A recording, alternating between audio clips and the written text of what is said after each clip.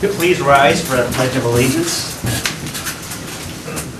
I pledge allegiance to the flag of the United States of America and to the republic for which it stands, one nation, under God, indivisible, with liberty and justice for all.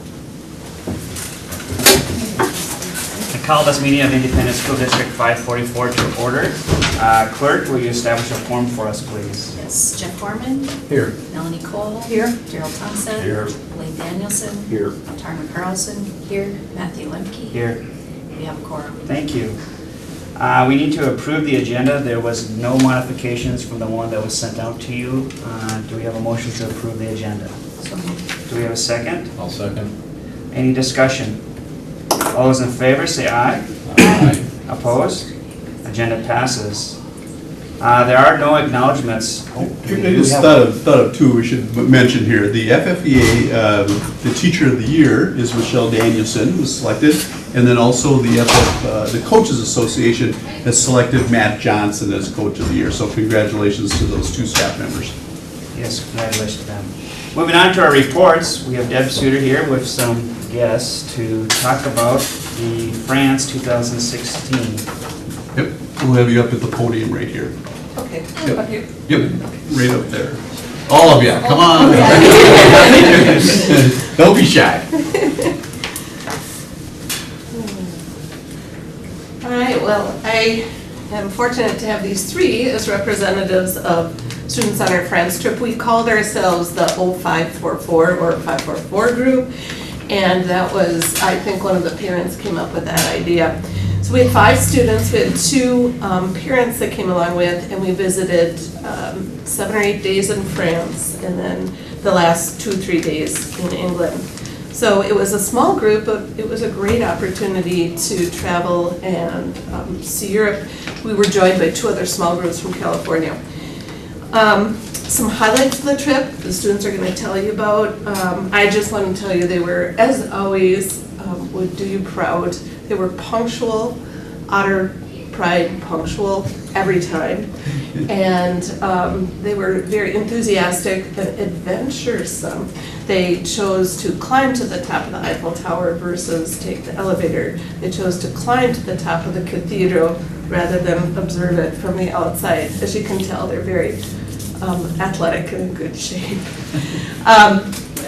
So the unique thing about our travels is that we picked the date. We departed June 6th, and there was just a narrow opening between when school got out and when we were able to go, because we wanted to be there before the Euro Cup started. So we were able to get there and see Paris in glory because there was a flood, a 10-day flood in Paris prior to us arriving.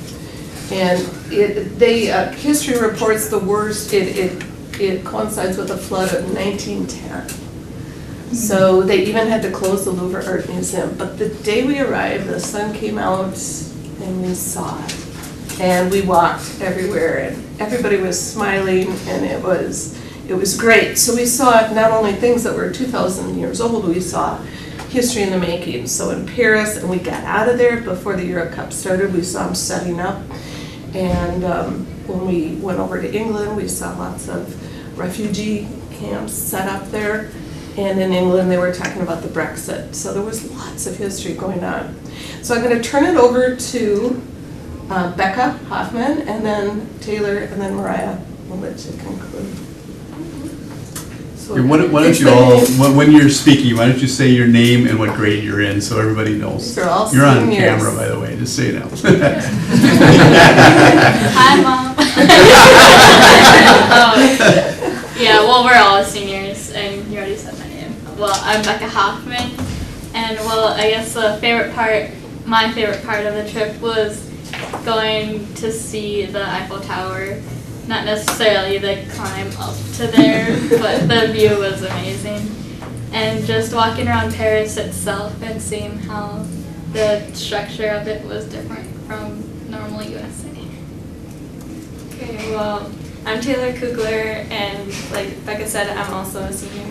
And my favorite part of the trip was probably St. Malo.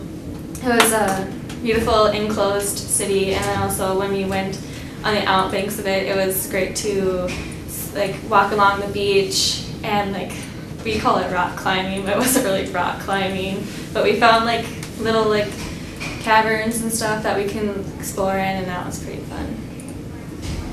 I'm Mariah Logan. I'm also a senior. My favorite part was probably when we were in the Normandy region because war history has always been a fascination to me.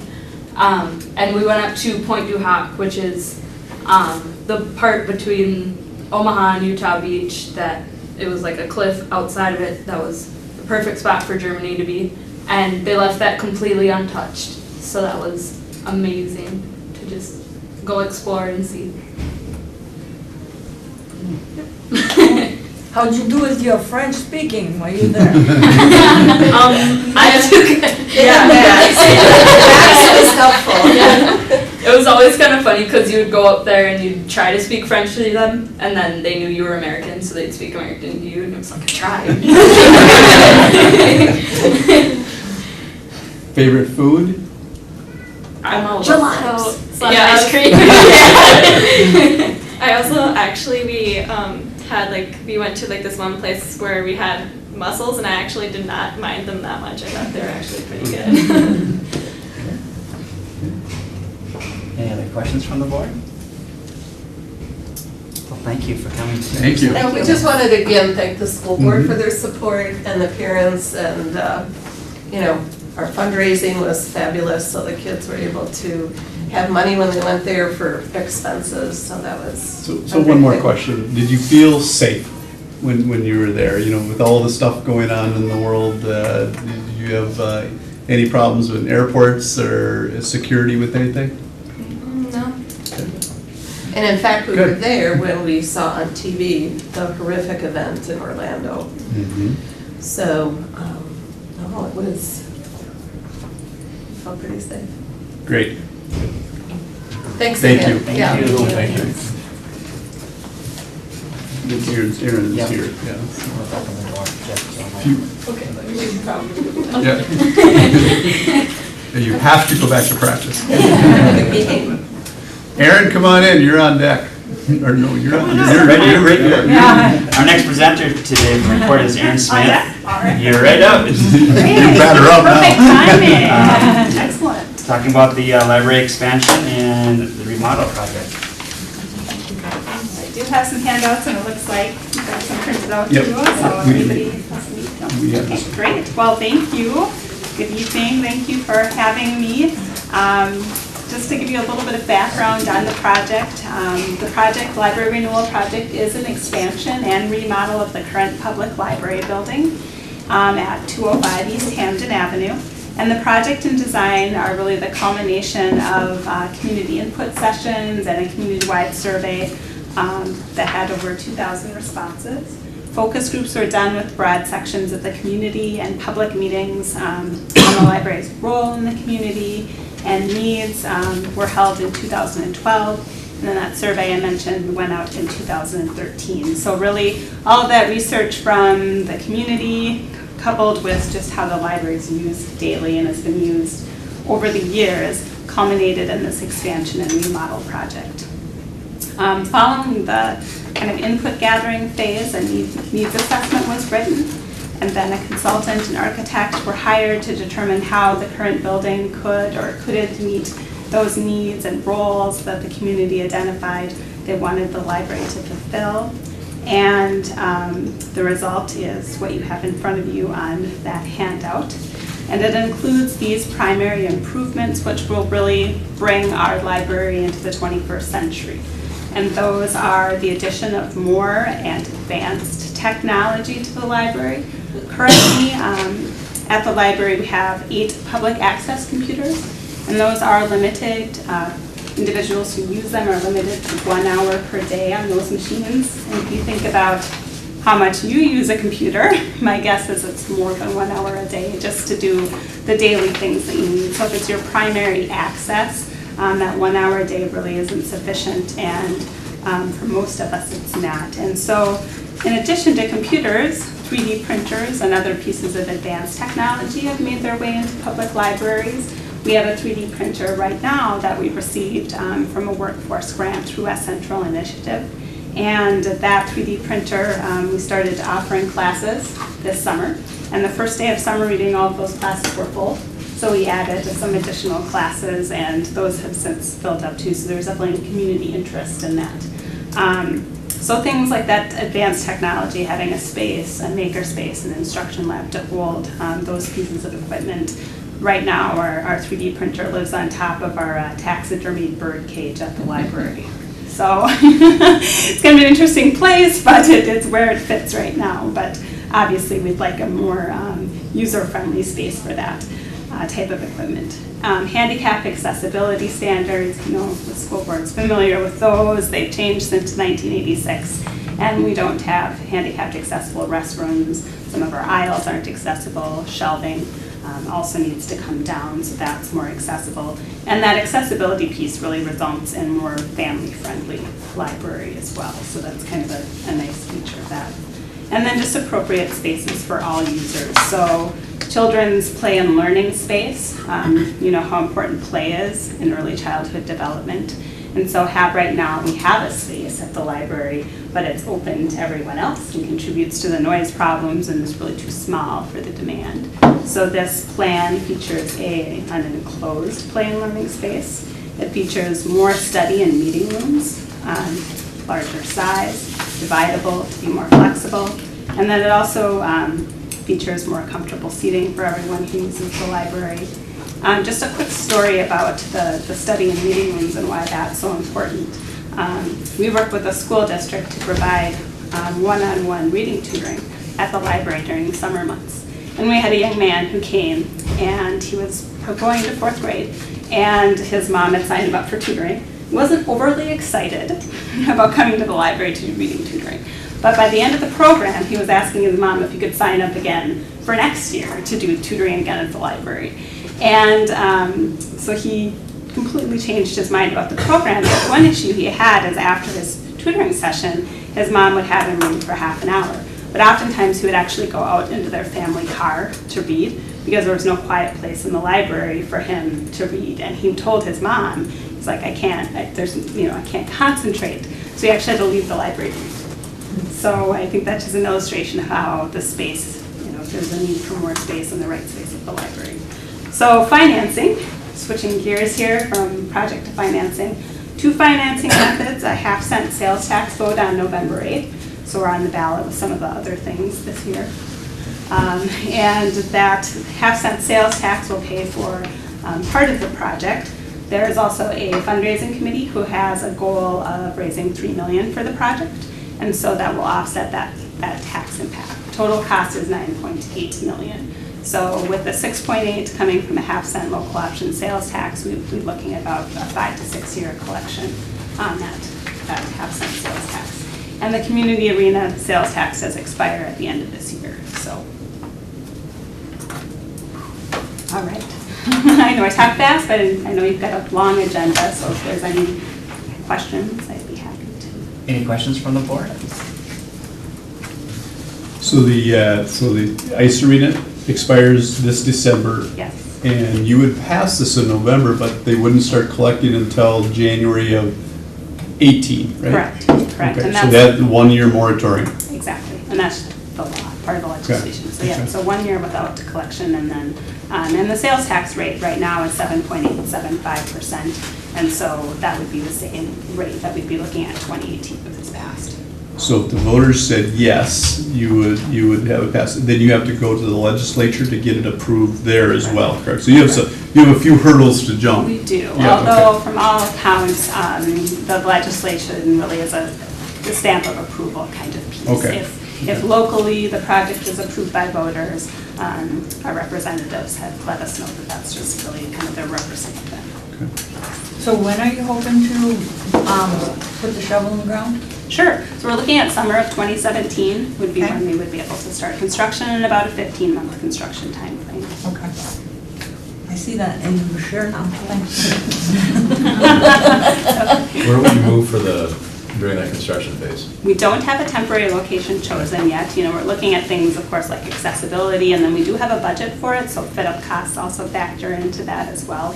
So although we don't have a chosen location, if it were to pass, we've got some priorities. Any other questions from the board? Thank you for coming to share with For us. having me and Appreciate letting it. me take some of your time, I appreciate it.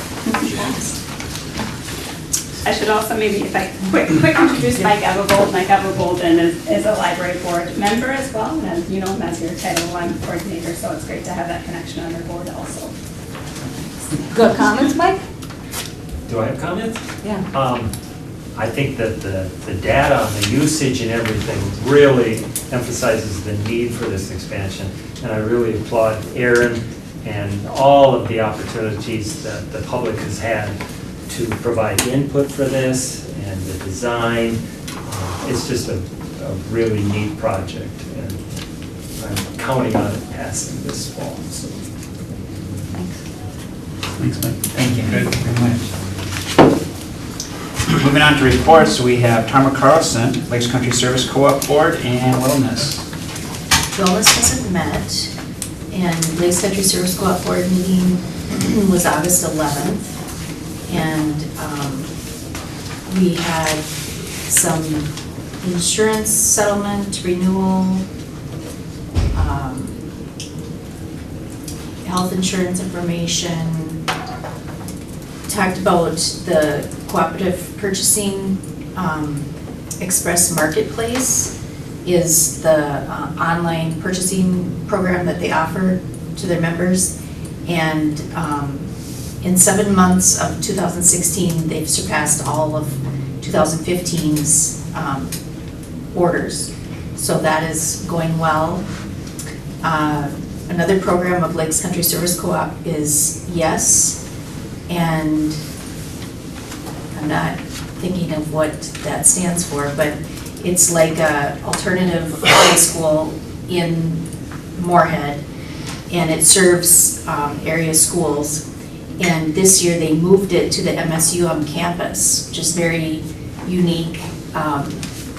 They had space, and they saw it as a good opportunity to get students on the college campus and get thinking about college and what their future might hold. And so they started that this year, and I think that's a great opportunity for students.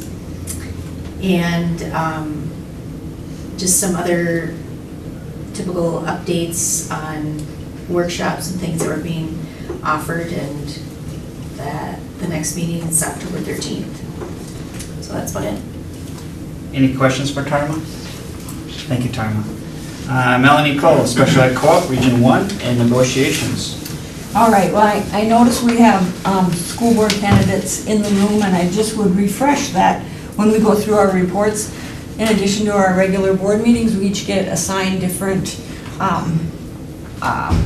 responsibilities within the school, different committees, and some of these are committees and some are outside collaborative efforts with different agencies that the school works with. So in my report then, I note Special Ed Co-op, a separate board, but in conjunction with this, today we had a meeting and we had a very skinny agenda. We talked about the employee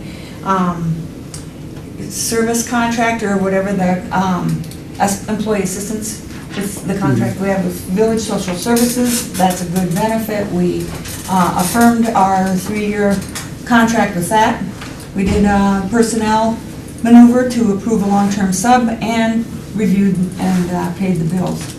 The audit for that school district is going to start tomorrow, so we talked about that.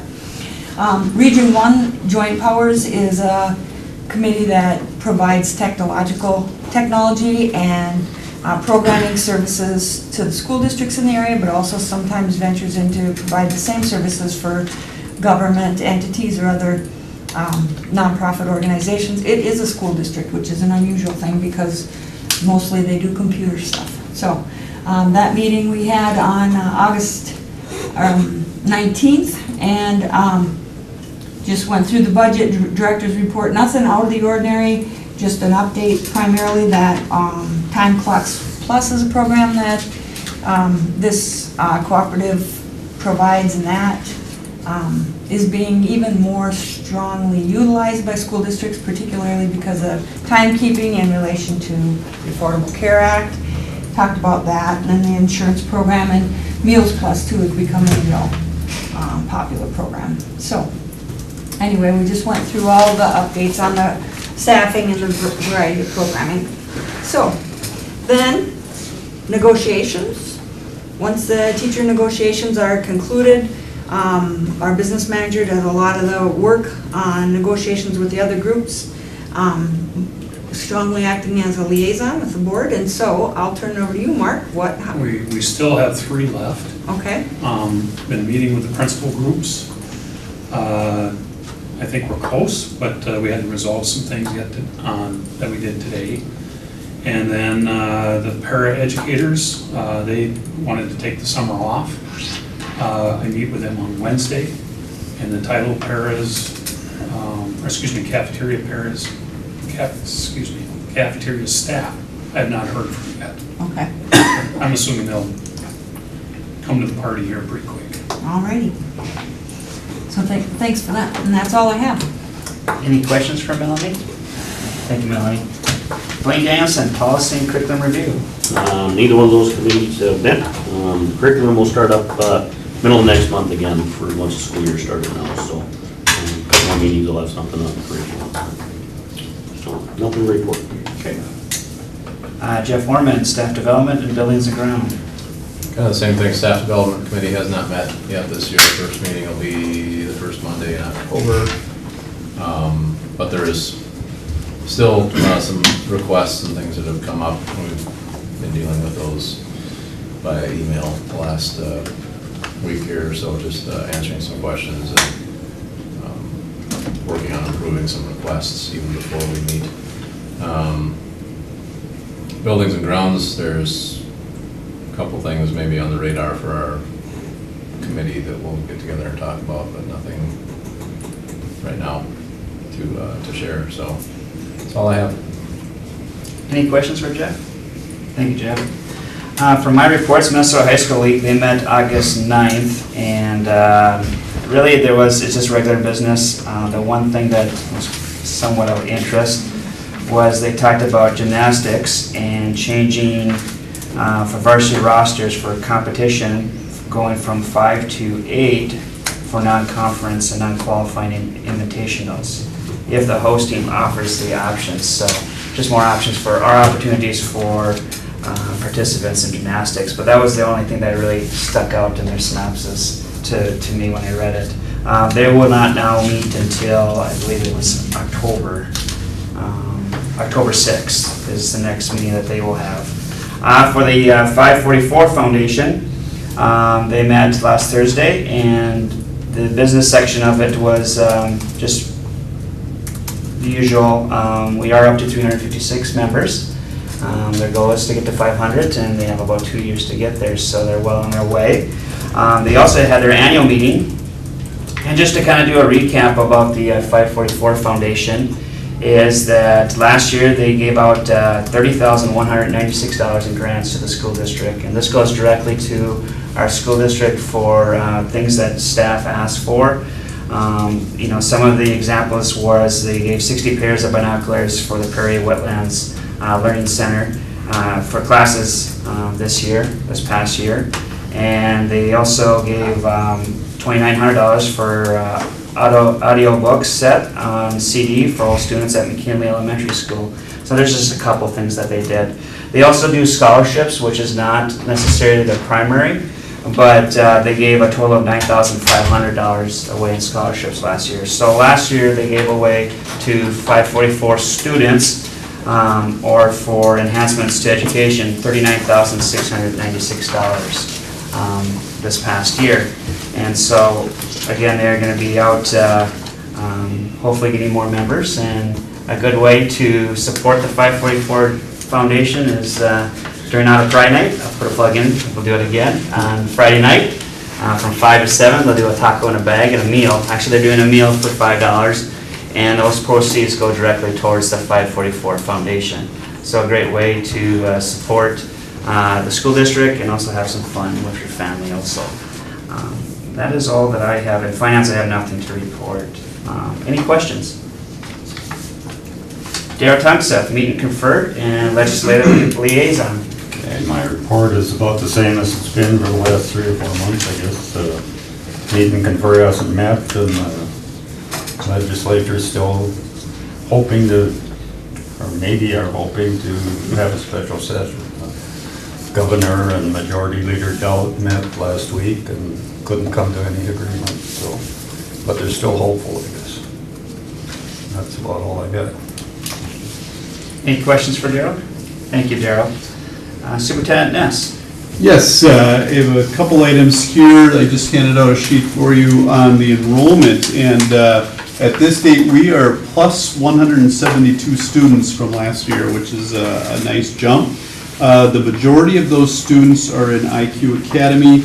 Right now we are at 447, and last year at this time we were at 340. So retention, we have one of the highest retention schools in K-12 for online, which is great. And then there's also 65 students new in our buildings, in our local buildings as well. So this is a breakdown for everybody on the enrollment. And then you had mentioned Otter Pride Night, so Friday night, 5 to 7, the Gold Gym will be kind of crazy. And then after that, we have the football game versus Detroit Lakes, so that'll be fun. Fall-in service, we had 4 really solid days to prepare our teachers for the new school year. We had 2 full days of training, which is a little bit unusual, but our new evaluation cycle is starting this fall again. So we had a speaker from Charlotte Danielson who wrote the book, A Framework for Teaching. So a speaker from that group came and did a nice job of keynote and breakout services of questioning and discussion techniques. And then we had Eileen Weber from the Service Cooperative. She presented on designing coherent instruction. And then our principals, in conjunction with Christy Hastings from Pemberton, did managing student behavior and then also communicating with families. So that was well. And then on our district in-service day, a number of required trainings. We have all the staff together, employee right to know. We did a breakout on bloodborne pathogen. We had some suicide prevention training. Just a lot of things, some of those have-to things that all employees, you need to check off that they have those. So a really good day of training or week of training. Open houses are always very well attended. They want to meet their teachers. They would love to get their teaching assignment earlier. All the parents and kids want to know who their teacher is going to be, but we wait right up to the end because we have so many kids registering at the end, and we need to balance classes, so the longer we wait, the more accurate the sections are, and we don't want to make changes as minimal as possible. So that happened. And then also just want to remind people right here in this room on Wednesday night is MREA is doing one of their regional meetings that you come in and can give input for their legislative platform. Even if you haven't registered, come on in anyway. There's no problem with that. And then the following Wednesday, so it would be the 21st, the School Board Association has their workshop, same type thing, at the Service Cooperative, and I forget the exact times on that, but I'll email that out. 5:30 to 7:30. 5:30 to 7:30 there. Okay, thank you. And I think that's what I have. Any questions for Superintendent Ness? Thank you. Moving on to our general consent items, we have the minutes for the August 22nd, 2016 school board meeting. Bills and Treasurers report. Blaine Danielson. Term and I met with Mark right for this meeting, reviewed the bills, and nothing out of the ordinary there. So we had bills of about $1,549,000 paid, so I recommend we pay the bills. Thank you, Blaine. Personnel, Superintendent Ness. We have a number of personnel items, like always at the beginning of the year. First of all, Janelle Trosvik is doing a voluntary contract reduction of, it's about 0.8, I guess it is, And Val Johnson will be taking that position, so she's just not traveling from this building to another building, decided she didn't want to do that, and we had a staff member that picked that up, and so that, basically a trade of contract there. Then .08, excuse me. And support staff hires, Lisa Brown, we're rescinding her resignation. She did resign, started the other position, decided that she wanted to come back, and we are rehiring her in that position. And then just a number of Vicky Macau, Christy Irvin, the cafeteria, Nicole Johnson for special ed para, and then a number of noon hour supervisors, Dean Gutzmer, Samantha Logan, Tanny Tomerdal, Nicole Rosted, Paula Cooper. And then we had 2 resignations. We have Kelsey Weiss, noon hour supervisor, and Kim Ward is our curriculum secretary. We actually did interviews for that today. It's open until tomorrow, so we're looking to replace that rather quickly. And then the contract for Mark Vanston falls within the same parameters of all other contracts that we have signed. So recommend approval of those items. Do we have a motion to approve the general consent items? So moved. Do we have a second? I'll second. Any discussion? All those in favor say aye. Aye. Opposed? General consent items pass. There is no old business. Moving on to new business, we have to appoint a surrogate parent for a student with disabilities. For confidentiality reasons, the student remains anonymous. Do we have a motion to approve this? So moved. That we approve. I think Melanie, Terman? Second. Terman, second. There is no discussion, so all those in favor say aye. Aye. Opposed? Motion passes. Item number 2, we have the 2016-2018 agreement between the School Board of ISD 544 and the Minnesota School Employees Association custodial and secretarial personnel. Mark Maston, do you want to just do a quick? Again, same thing, same parameters that the board had authorized. Do you have a motion to approve that? So moved. Do you have a second? I'll second. We'll take Gary on that one. Any discussion?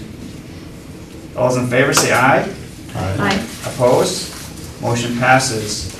Item number 3, we have a memorandum of agreement between the Minnesota State College and Universities, Bemidji State University, and the Fergus Falls Public School District for student training, experience, and internship for all allied health programs effective through July 30th, 2021. This contract, just a rationale between it. The contract allows students from Bemidji University to complete their student teaching at the Fergus Falls Public Schools. Do we have a motion to approve that? I move we approve. Do we have a second? I'll second. Any discussion? All those in favor say aye. Aye. Opposed? Motion passes. Item number 4, we have the 2015-2016 and the 2016-2017 transportation agreement between the School Board of ISD 544 and Otter Tail Coaches, Inc. And Mark, do you want to just give a quick update on? Sure, this actually is a contract, like it says 2015-16, so that's the last school year plus this school year. So there's some back pay and stuff in here.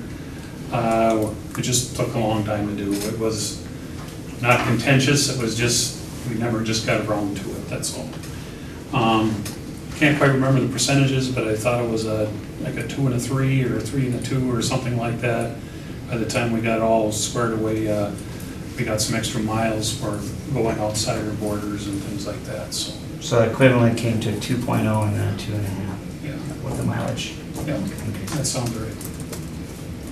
So do we have a motion to approve that agreement? So moved. Do we have a second? I'll second. Any discussion? All those in favor say aye. Aye. Opposed? Motion passes. That concludes our regular school board meeting. Just some meeting and events. The 2016 MREA Fall Meeting, member meeting will be Wednesday, September 14th, 2016. That's from 7 to 9 right here at the Otter Community Room. Otter Pride Night, Friday. This Friday, 5 to 7 at the Kennedy Secondary School. Gold Gym, rain or shine, it will happen. So it's a nice thing about being in the gym. So 2016 Minnesota School Board Association meeting is Wednesday, September 21st, from 5:30 to 7:30 at Lakes Country Service Co-op. Our next regular school board meeting will be 5 p.m. Monday, September 26th, right here at the Outer Community Room.